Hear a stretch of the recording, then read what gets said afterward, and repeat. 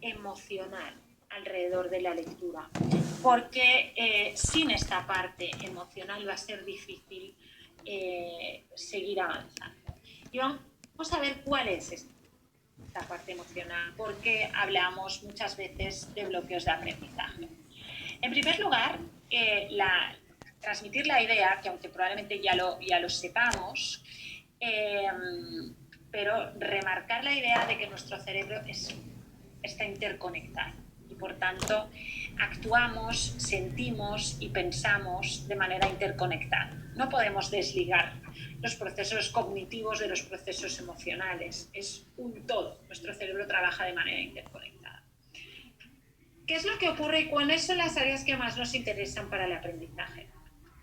Mirad, cuando a nuestro alrededor ocurren aproximadamente 2 billones de bits sensoriales por segundo y nosotros no somos capaces de filtrar toda esta cantidad de información, y para ello tenemos el filtro reticular, que es el encargado de decir qué información deja fuera del sistema y qué información deja entrar en el sistema. Una vez pensar que de estos 2 billones de bits somos capaces de filtrar unos 2.000, es decir, pensar la cantidad de información que queda fuera. Una vez esta información ha entrado dentro del sistema, viaja hasta el sistema límbico o cerebro emocional.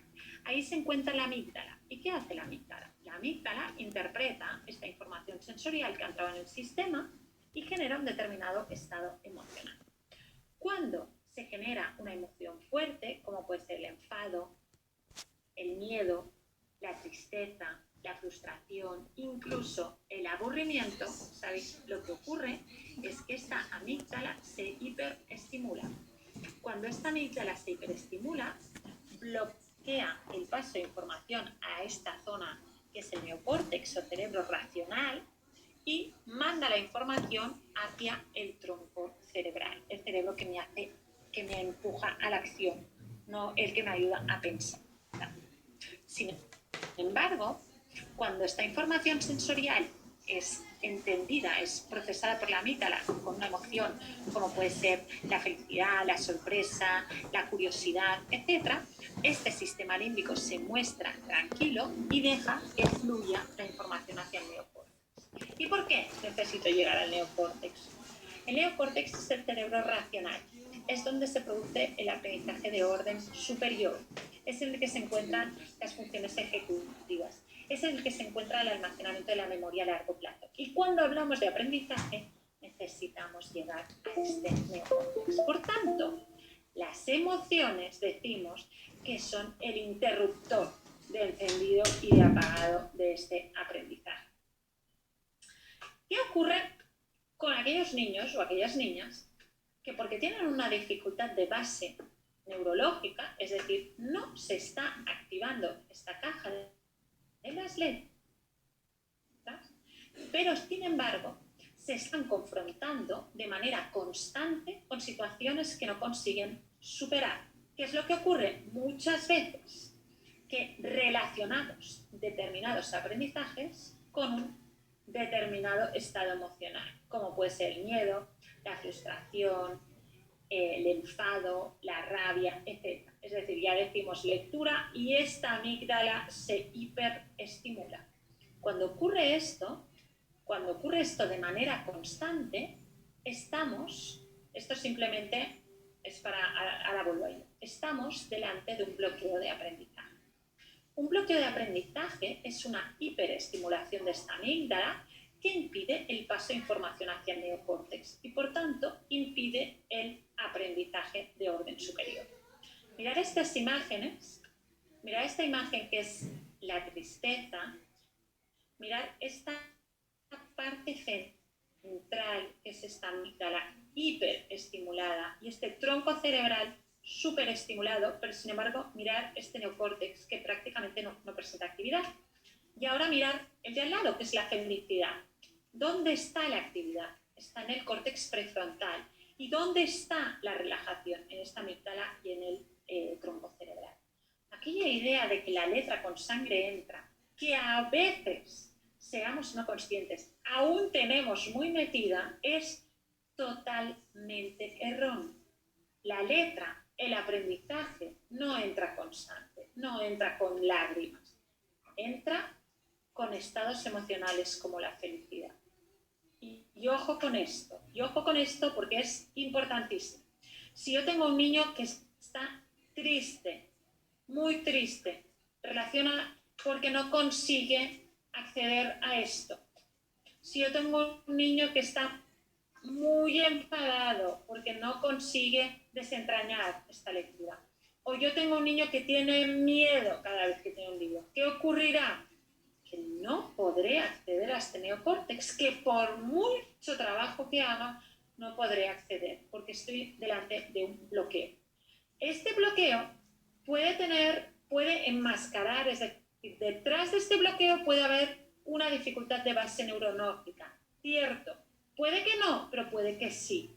Pero si no desbloqueamos este bloqueo, por mucho trabajo de reeducación no vamos a conseguir.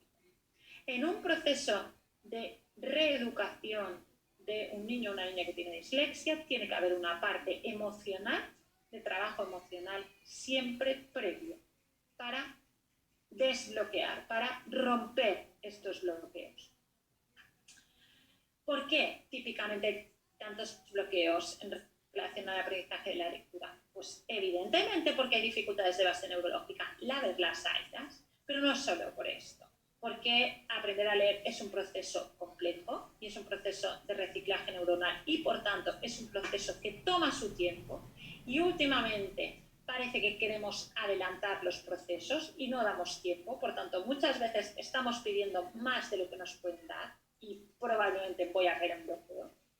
Porque hay una prevalencia de las metodologías globales que no trabajan la fonología y la fonología es clave para el proceso de aprendizaje de la lectura y hemos visto que lo primero que hace el sistema es deshacer para volver a componer y porque puede haber falta de motivación, falta de experiencias positivas y previas alrededor de la lectura y falta por tanto de ganas de querer aprender y puedo por tanto confrontarme con experiencias negativas y por tanto caer en bloqueo.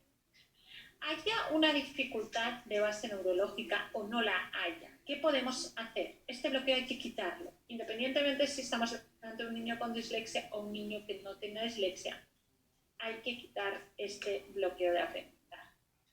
Pensar cómo funciona desde el punto de vista del niño o de la niña. No me sale, no lo intento.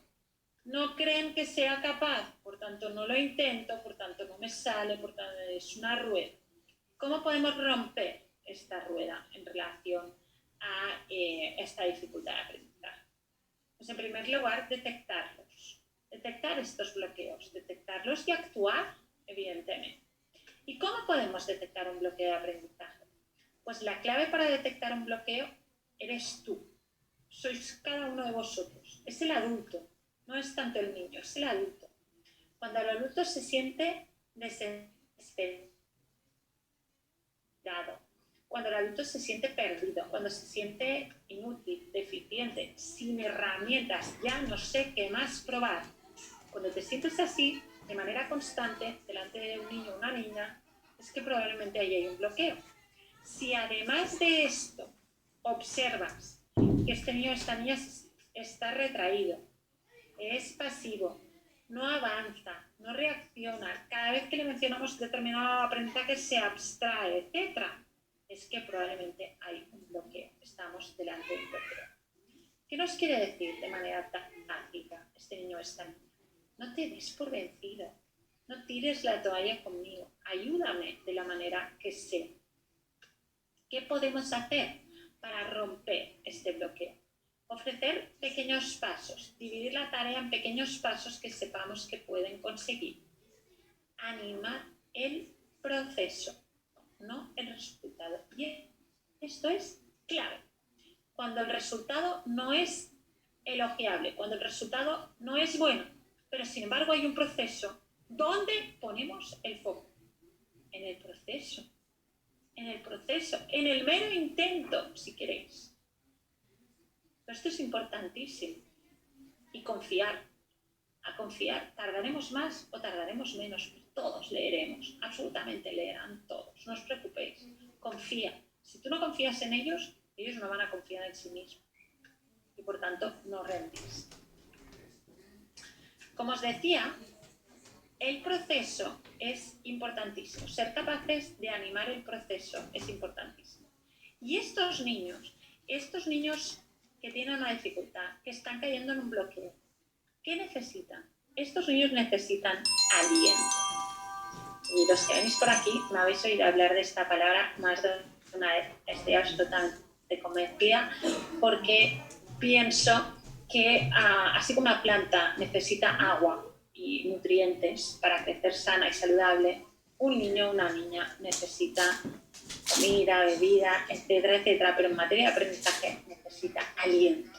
El aliento es el agua de la planta para el proceso de aprendizaje. Y estos niños que presentan una dificultad específica de aprendizaje, más claro tenemos que tenerlo. Y para hablar sobre ello, para hablar de la diferencia entre qué es aliento y qué no es aliento, vamos a hacer un pequeño ejercicio que os voy a pedir ahora, ¿vale? Os voy a pedir ahora que os pongáis en el papel de niño o niña y yo voy a ser vuestra profe, vuestra profesora, y os voy a decir una serie de frases y me gustaría que escucharais estas frases que os voy a decir y que pensarais cómo se hacen sentir estas frases, ¿de acuerdo? Y luego os haré unas preguntas que os lanzaré a través de una opción de votación. Pero por ahora, bien atentos, ¿vale? Las frases que os voy a decir a continuación son frases de elogio, de alabanza, ¿ok? Vamos allá. Estoy tan orgullosa de vosotros. Qué bien que lo habéis hecho. Es que me encanta cómo lo habéis hecho. Muy bien, justo como había dicho que lo hiciera. Genial, os merecéis un premio. Ahora vamos a escuchar las frases de aliento, ¿de acuerdo? Habéis trabajado duro y os lo merecéis. Debéis sentiros orgullosos de vosotros mismos. ¿Cómo sentís al respecto de esto que habéis hecho? Lo habéis resuelto por vosotros mismos. Confío en vosotros. Adelante. Y ahora os voy a lanzar una pequeña votación que me gustaría que pudierais contestar. Luego la comentamos. Venga, os va a salir en la parte central de la pantalla.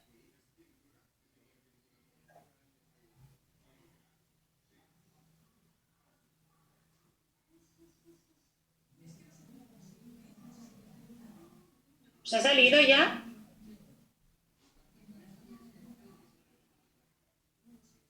Sí, os ha salido porque estáis conectando.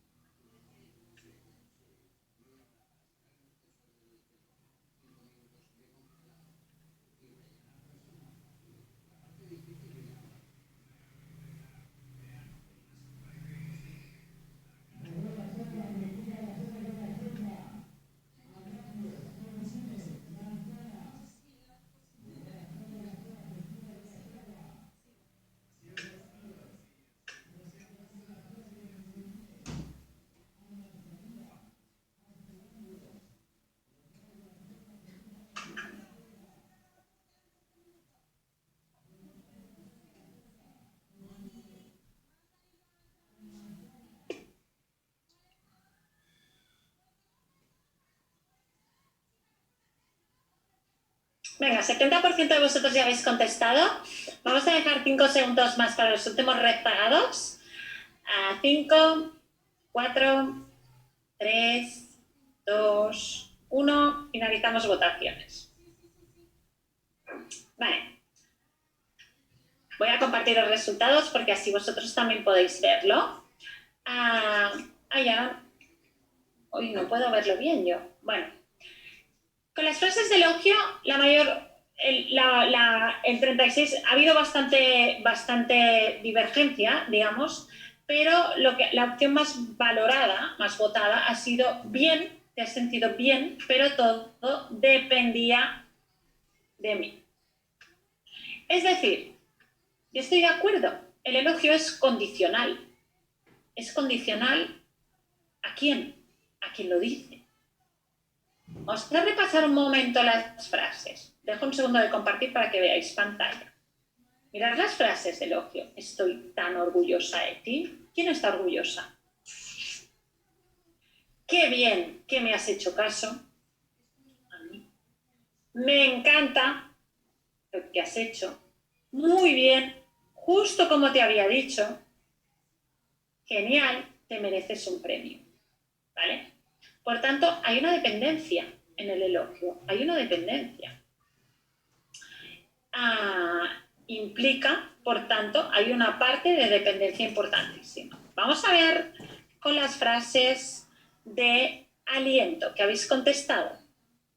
El 70. ¿No habéis tenido dudas? Aquí no habéis tenido dudas. En el elogio habéis tenido muchas, pero en el aliento no habéis tenido dudas. El 70% habéis dicho, me he sentido con confianza. ¿Qué necesita? Os lanzo la pregunta. ¿Qué necesita o un niño o una niña que tiene dificultad? ¿Que está en bloqueo? ¿Qué necesita esa persona? Confianza. Necesita confianza. Y punto. Necesita pensar que puede. Por tanto, ¿qué necesita este niño o esta niña? ¿Necesita elogio o necesita aliento? Nos estoy compartiendo los resultados. Necesita aliento. ¿Y practicamos mucho el aliento o no lo practicamos? Nos cuesta. El aliento nos cuesta. Porque muchas veces la manera como tenemos para dar retroalimentación, porque aquellos niños, hay niños que vemos que lo necesitan más, ¿qué es? Intensificar el elogio. Y lo que necesitan estos niños no es esto, es aliento, que es otra cosa. Os he hecho otra pregunta, y esta otra pregunta es, ¿qué prefieres? ¿Elogios o alientos? Y aquí tampoco no habéis tenido demasiadas dudas, porque el 87%, os lo vuelvo a compartir para que alguien me pida, el 87% me decís que queréis aliento. Y practicar el aliento, tener clara esta diferencia y aprender a alentar, para mí es una de las mejores estrategias que podemos usar con aquellos niños y aquellas niñas que presentan dificultades de aprendizaje. Y es una de las fantásticas estrategias que tenemos para romper estos bloqueos y empezar a construir. Sin romper el bloqueo. Puede ser que tengamos un niño o una niña con dislexia que no esté en bloqueo. Evidentemente puede ser. Pero es muy típico el bloqueo de aprendizaje en los niños que presentan una dificultad. Y además es humano. Por tanto, antes de la reeducación fonológica, etcétera, etcétera, hay que trabajar esto. Hay que romper este bloqueo, porque si no todo este trabajo será en vano. Porque no habremos llegado a este neocórtex, que es esta área que nos interesa. Vamos a avanzar un poco más para intentar ver cómo entender bien esta diferencia, que creo que con el pequeño ejercicio ya queda bastante claro, pero para, digamos, entrar un poco más en detalle. Los elogios que hacen, expresan un juicio favorable, glorifican, dan aprobación, y por esto me decíais que todo dependía de mí, que había una parte de dependencia. ¿Qué hace un elogio? Pone un valor que el producto final.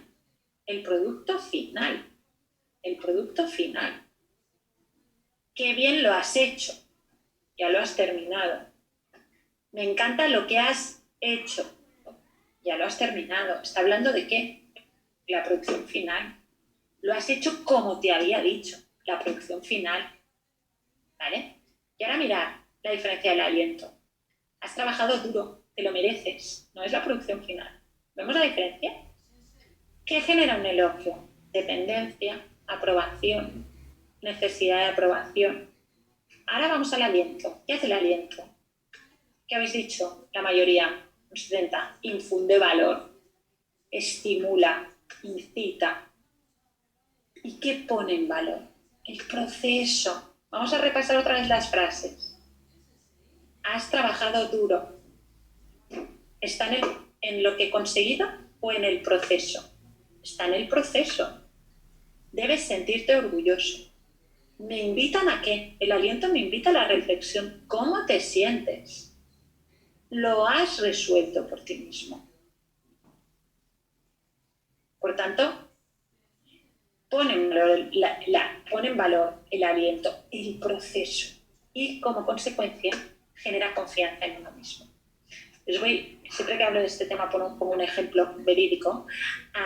Mi hijo cuando está empezando a escribir, etcétera, es zurdo, es una persona muy nerviosa, tiene muchas cosas en la cabeza y la cabeza le iba más rápido que la mano. Y tenía una grafía bastante difícil.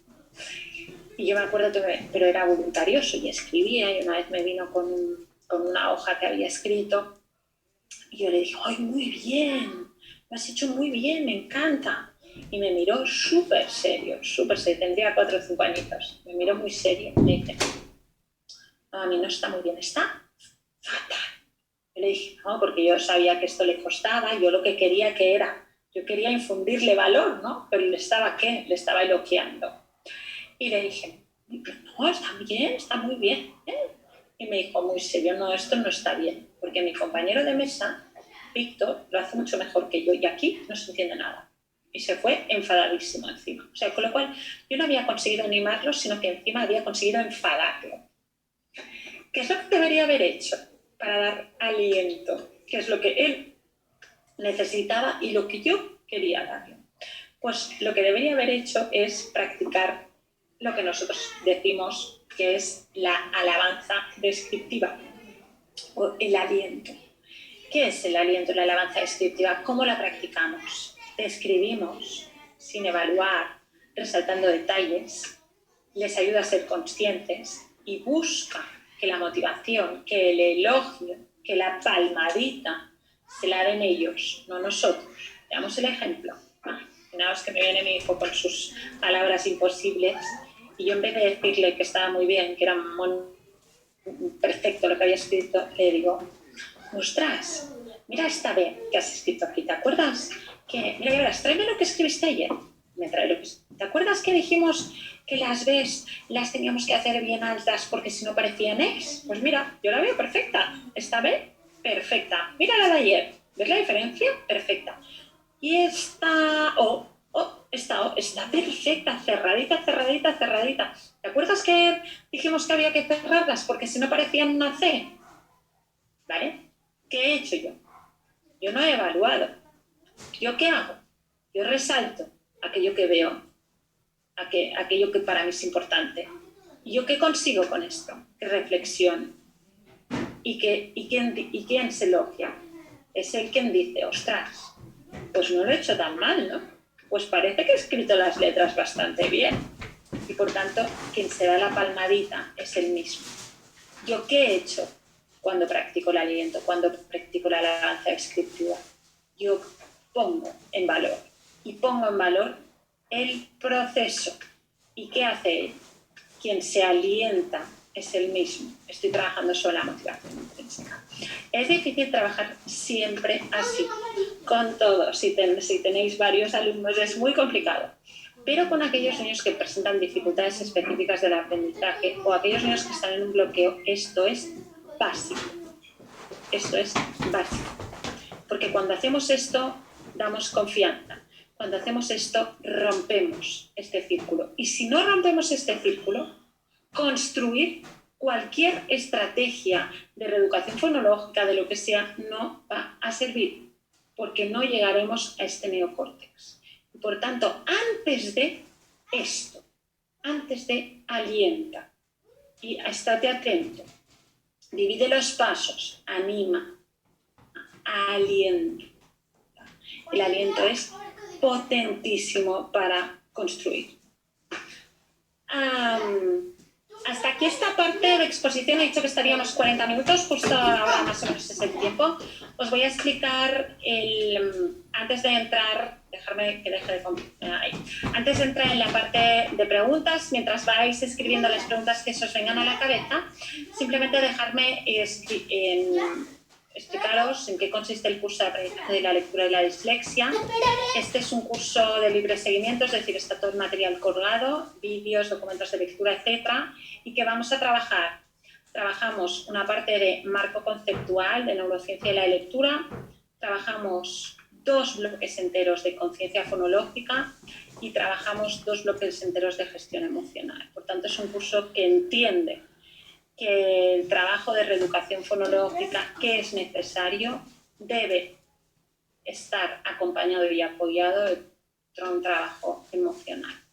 Porque al final la dislexia implica una dificultad de acceso al código impreso, sobre todo al inicio, y pensar que la escolarización se basa en el código impreso. Si no puedo acceder a ello, tengo una dificultad de amplio espectro en el fondo, muy global, con una incidencia muy global y con una incidencia también a nivel emocional que se puede desencadenar.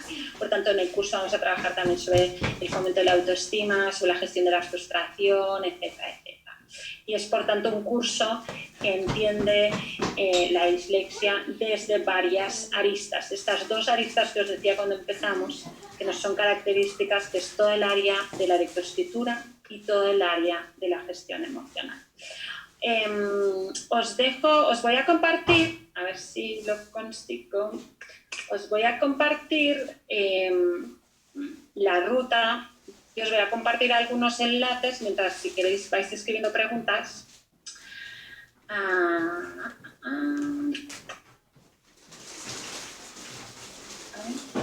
Vale.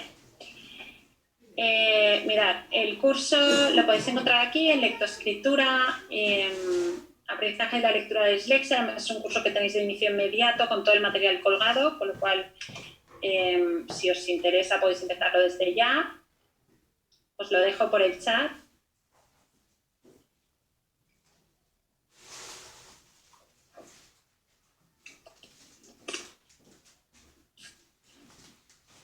Vale, y os dejo también la parte, os dejo mucha información que hemos ido escribiendo en el apartado blog sobre dislexia. Os voy a dejar el enlace directo, a ver si lo consigo, para que podáis acceder. A ver, ¿lo consigo? ¿No lo consigo? Vale, ahora os comento más del curso que me estáis preguntando a través de chat. Vale, a ver, sí, os envío grabación. A ver, en el curso podemos obtener herramientas y estrategias para apoyar y ayudar a solucionar problemas de dislexia. En el curso encontráis 2 bloques específicos de herramientas, ¿vale?, para ayudar a superar. Y encontráis también estrategias y herramientas específicas, pero no solo de trabajo de reeducación, sino también de trabajo de cómo organizarse, de cómo sacar partido a las ventajas de la dislexia, esta capacidad de visualización, de cómo ayudarles a estudiar en relación a mapas mentales. Todo esto también lo encontráis en el curso. Y también una parte emocional importantísima, insisto, con esto dedicamos bastante tiempo. Vale, contesto primero al tema de los cursos que me pedís. ¿Qué diferencia hay entre el curso de aprender a leer y este curso? No tiene nada que ver. Este curso es un curso específico sobre dislexia. Es decir, en este curso vamos a enfocarnos hay un primer bloque sí que es de marco conceptual, pero nos enfocamos en toda la reeducación fonológica y nos enfocamos en las áreas emocionales derivadas de la dislexia con estrategias específicas. El curso de aprender a leer es un curso que va desde todas las áreas prelectoras hasta el inicio de la lectura y la escritura manuscrita, y con todas las etapas que va pasando y cómo podemos ir fomentando y cómo podemos trabajar con actividades. O sea, no tiene absolutamente nada que ver. Este curso y el de aprender a leer se unen, tienen cosas en común o son muy distintos.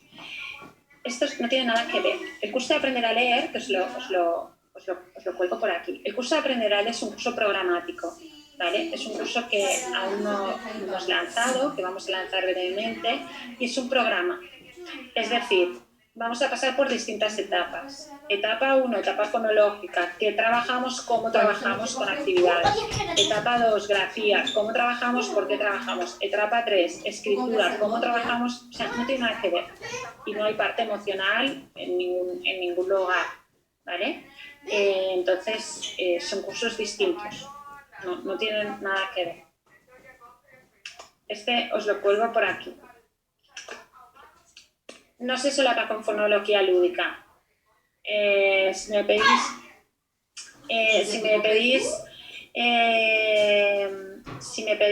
si solapa con fonología lúdica, no. Fonología lúdica complementa el curso de dislexia, pero no solapa, ¿vale? Porque hay una parte de entreno fonológico que os damos el esqueleto y os proponemos actividades, pero cuando son fichas lúdicas, etcétera, esto que es lo que encontráis en fonología lúdica, no lo tenéis.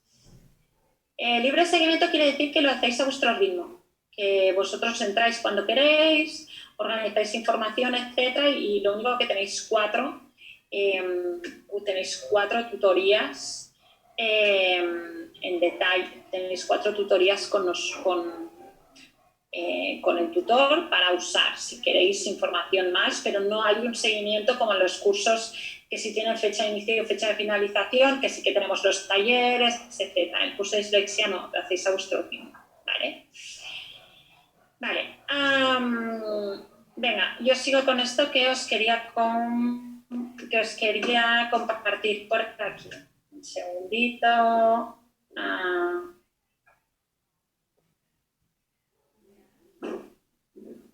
Vale. A ver, un segundo. Vale, esto es lo que os quería...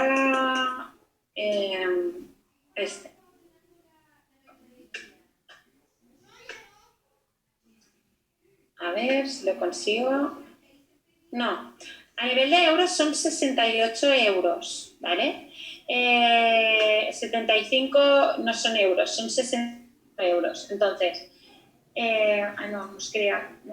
perdonad. Os quería compartir este enlace, os quería compartir el de dislexia que estoy leyendo, intentando buscar esto, perdonad, me he liado. A ver, un segundo, dislexia, ahí, vale. Aquí, un segundo, vale, ahí lo tenéis, ¿vale? Aquí encontráis muchas cosas. Luego, como siempre digo, os recomiendo mucho Pinterest, porque en Pinterest nosotros tenemos toda la información organizada, ¿vale? Y no solo nuestra, sino de lo que hemos publicado y han publicado otras personas que nos merecen también pues, nuestra interés, nuestro respeto. Entonces yo os voy a compartir, pues si tenéis Pinterest, os voy a compartir el tablero en el que, veis, hay 200 y pico informaciones que podéis tener, ¿vale? Vale. Dicho todo esto, voy a cerrar por aquí, voy a dejar de compartir. Este último enlace, ¿cuál?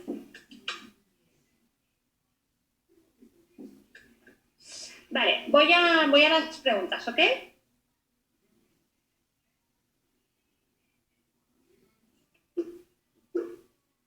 Sí, me preguntan si se requiere, para detectar la dislexia, se requiere algún test. El tercer enlace os da error, el de Pinterest. ¿Cuál es el que os da error? ¿El del blog o el de Pinterest? El del blog. Vale, dejadme un segundo. A lo mejor ahora en la página hay mucha gente y a veces da un poco de error. Si esperáis 2 minutitos más, salís y volvéis a entrar, no tendréis problema en principio. No, veo que no ¿vale? O sea, simplemente esperar un momentito. Vale. Vale, me preguntan si se requiere un tratamiento neurológico. No, no se requiere un tanto. Vale. No se requiere un tratamiento de base neurológica. Sí que se requiere para detectar la dislexia. Hay una serie de signos en el blog, si buscáis signos y síntomas y detectar la dislexia, veréis, os recomendaré varias opciones para detectar. Pero sí se requiere una detección. Si podéis tener una detección con un diagnóstico de base neurológica, mejor. Hay varias, normalmente, ¿quién detecta una dislexia? Pues detecta una dislexia un profesional, un psicopedagogo, etcétera, pero si detectáis a través de un estudio de base neurológica, mejor, pero no siempre se hace así, ¿de acuerdo? Hay varios test que miden varias afectaciones, ya sea a nivel fonológico y a nivel comprensión, que ya te están midiendo una dislexia.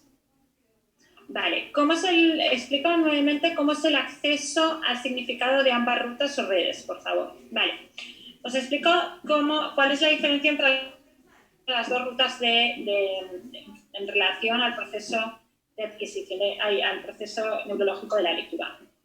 Una vez la información entra en el circuito visual y se trabaja, esta información va a la caja de las letras. En esta caja de las letras hay una gran biblioteca de estas cadenas de palabras trabajadas, que han venido trabajadas por el circuito visual. Esta palabra llega y se quiere almacenar dentro de esta biblioteca en la caja de las letras.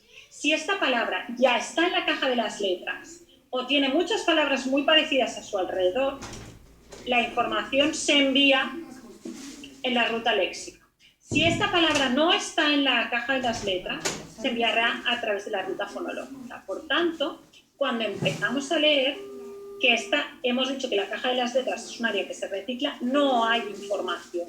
Y por tanto, la única ruta que activa es la ruta fonológica. Así que te lanzo. ¿Es correcto iniciar? Vale. Andrea Mitre, ¿es correcto iniciar el aprendizaje y la lectura en edades de preescolar? De ser un sí, ¿cómo recomendarías? Muchas gracias. Vale.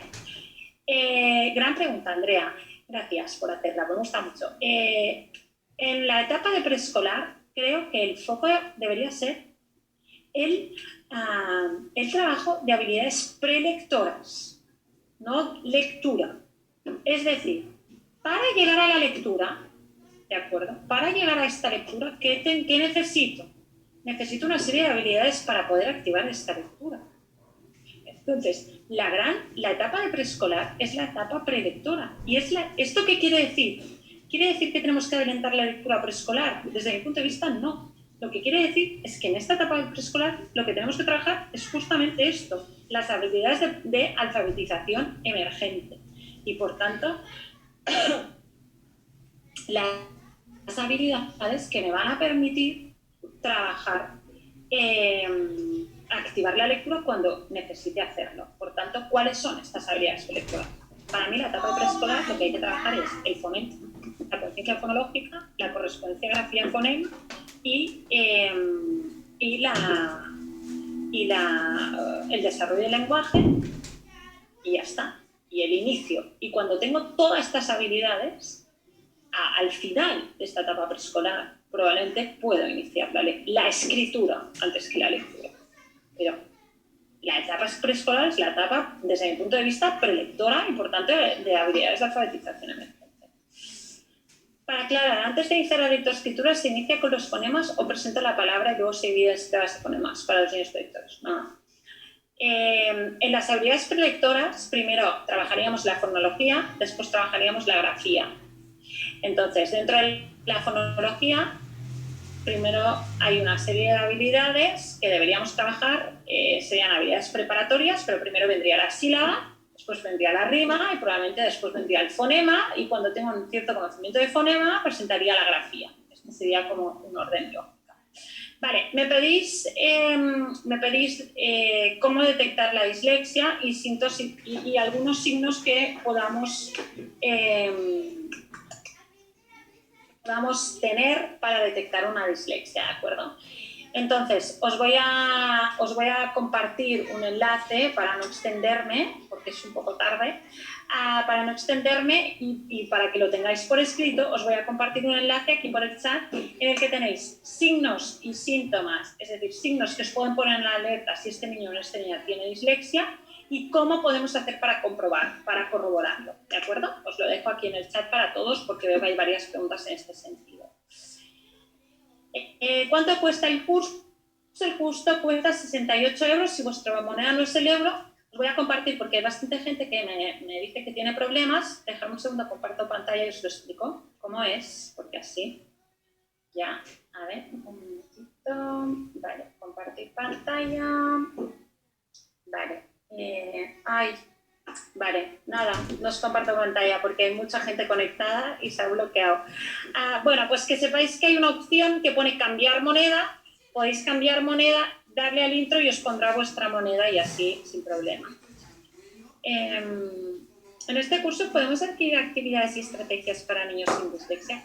Todas las actividades que proponemos en este curso son válidas para niños con dislexia. Están pensadas, es decir, todas las áreas de gestión emocional están pensadas para cuando hay algún tipo de dificultad. No específicamente la dislexia, puede ser un bloqueo y tener la misma afectación emocional. Todo el trabajo fonológico que proponemos es súper válido para todos, para los que tienen dislexia y para los que no la tienen, ¿de acuerdo?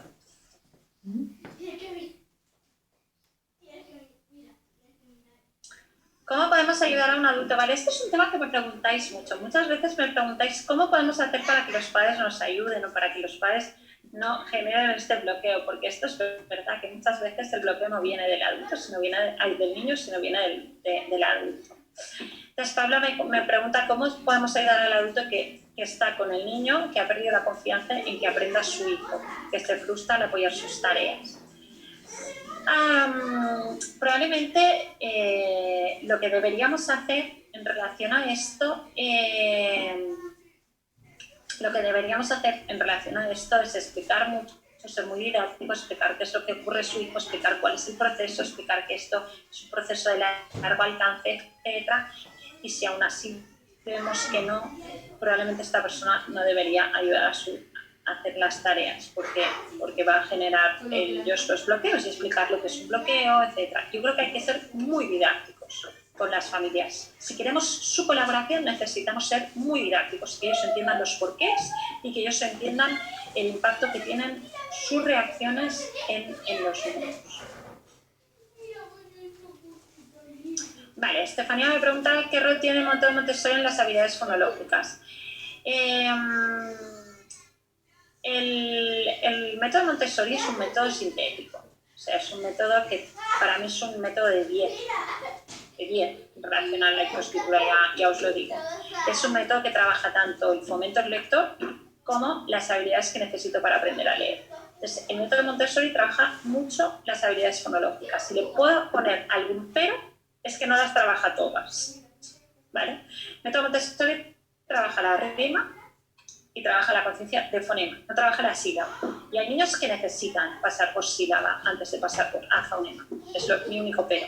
Pero a nivel de conciencia de fonema, Montessori trabaja súper bien, porque además divide los distintos niveles que debemos trabajar en relación a conciencia de fonema y nos dice, primero esto, enfócate en esto, nivel 1, después en esto, y va pasando por distintos niveles, y estos niveles nos ayudan a planificar el tipo de actividades.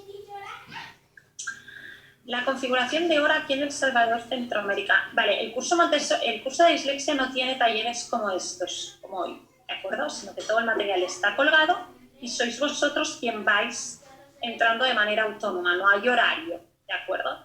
Con lo cual no hay problema. Hay otros cursos en los que sí tenemos talleres, concretos y hay acompañamiento, que en el caso de esos cursos lo que hacemos normalmente es al inicio del curso fijamos el horario que le venga mejor a la mayoría. Pero en este caso, no, si te refieres a esto, ¿Se puede abonar en la moneda nacional en caso no es el euro, en la moneda de país? Sí, se puede abonar en la manera que queráis, que tengáis, ¿vale? Simplemente las personas que no estáis en zona euro, simplemente que sepáis que hay dos formas de pago, que es vía PayPal o vía tarjeta. No ofrecemos la transferencia en el caso, ¿vale? Muchas gracias a vosotros. ¿Cuál es el coste en dólares? Ya os decía, no me sé el coste en todas las monedas, simplemente entráis y buscáis dólar y lo cambiáis, ¿vale? Gracias a vosotros, se corta, me sabe mal. Vale. A ver. Nosotros tenemos un curso de Montessori, que me estáis preguntando si tenemos un curso de Montessori en el que tenemos dos cursos Montessori, uno que trabaja desde el inicio hasta el inicio de la decodificación y otro que trabaja desde decodificación hasta la escritura manuscrita, ¿de acuerdo? Son dos. Otra cosa, os voy a mandar, vamos a tener que terminar la sesión, os he dicho que hoy tenía que ser muy puntual, os voy a mandar, los que me pedís, pon otra vez la transpa, no os preocupéis porque os mando dos cosas, os mando grabación y os mando presentación y tendréis toda la información vosotros, no os preocupéis porque la podréis consultar, está a vuestra disposición para lo que queráis, ¿de acuerdo? Si alguien tiene alguna pregunta que no me haya dado tiempo de contestar, sí que os pido que me escribáis de manera privada a maria@cuentasparaCrecer.org y allí podemos seguir en contacto. Muchísimas gracias a todos por estar aquí y nos vemos, que sepáis, voy a decirlo, que sepáis que los viernes, de hecho esta semana ya está colgado, si entráis en webinars gratuitos podéis ver las sesiones que están ofrecidas para la semana que viene, así que os espero si os ha interesado. Muchísimas gracias y hasta pronto.